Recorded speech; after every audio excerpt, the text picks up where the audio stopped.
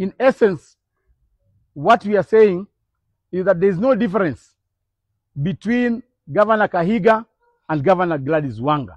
In fact, Governor Gladys Wanga is a female version of Governor Kahiga. Both must be condemned in equal measure. Mnajua vizuri sana kwamba sisi tuliheshimu Raila Odinga. Sisi tunamheshimu kama shujaa ambaye amepigania nchi yetu, na tunamheshimu vile alikuwa akiishi na hata kwa kifo chake. Tungependa kusema kwamba Governor Kahiga sio mwanachama wa DCP. Governor Kahiga ni mwanachama na ni governor wa UDA. Inahuzunisha sana mpaka sasa hivi wale wanachama wa UDA hawajaongea jambo lolote. Hawajamwandikia hata barua ya nidhamu. Tungependa wale viongozi wa UDA waweze deal na mambo ya Kahiga internally. Vile vile pia tumeghadhabishwa na matamshi ya Governor Gladys Wanga. Yale matamshi ilikuwa very reckless. Governor Wanga kujaribu kuvuruta na kuingiza jina la party leader wetu katika migogoro hii. Mheshimiwa Rigathi Gachagua hajatamka jambo lolote. Mheshimiwa Rigathi Gachagua aliomboleza Raila. Mnajua hangeweza kuja kule Bondo kwa sababu ya ile mpango ambayo wakina Gladys Wanga walikuwa wamepangia party leader wetu, kumuumiza na kumdhulumu na kumdhalalisha. Lakini tungependa kuambia Gladys Wanga, hakuna tofauti yako wewe na yule gavana wa Nyeri.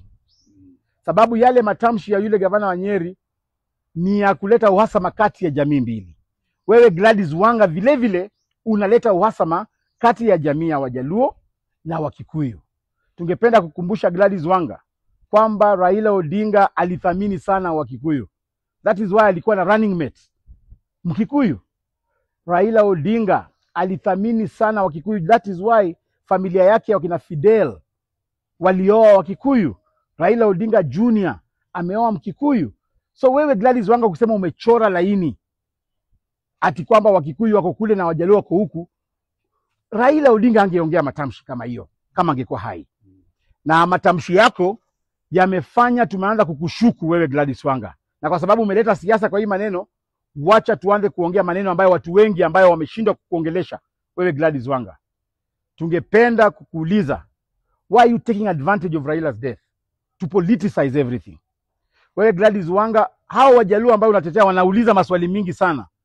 Kwa nini wewe Gladys Wanga, wakati ulisikia Raila amekufa na ameaga dunia kule India, hata kabla mwili wa Raila ufike Kenya, hata kabla wewe uende uone mwili wa Raila uhakikishe kweli Raila amekufa, ulikuwa umeita mkutano, umeshamreplace kama kiongozi wa ODM. Wale Wajaluo wanakushangaa wewe Gladys Wanga. Kwa nini wakati yule mheshimiwa wa Kasipul Ong'ondo Were alikufa, Gladys Wanga ulilia ukaroll paka kwa vumbi, ukalia machozi yote karibu utoe hata nguo. Lakini kwa kifo ya Raila, Gladys Wanga hujatoa hata machozi hata moja. They are questioning, kwa nini wewe unataka kudhulumu wale viongozi wa Raila, viongozi wa vijana kama wakina Sifuna ambao wamekuwa kishikilia chama, wakina Babu Owino. Wewe sasa hivi umepewa masharti na mkubwa wako wa UDA amekupea masharti ufukuze hao vijana wote kwa chama, uharibu chama ya Raila Amolo Odinga. So sisi tunakuambia you are not genuine and we are calling you out. Wewe uwache utoe jina ya Rigathi Gachagua kwa mdomo yako. Toa jina ya Rigathi Gachagua kwa mdomo yako. We are dealing with serious matters, serious national matters. You cannot divide our nation in ethnical groupings. Sisi tunathaminiana na makabila zote. That's why unaona leo hapa tuko na Wakikuyu wamesimama hapa, tuko na Wamasai, Waluya, Wakisii, Wajaluo.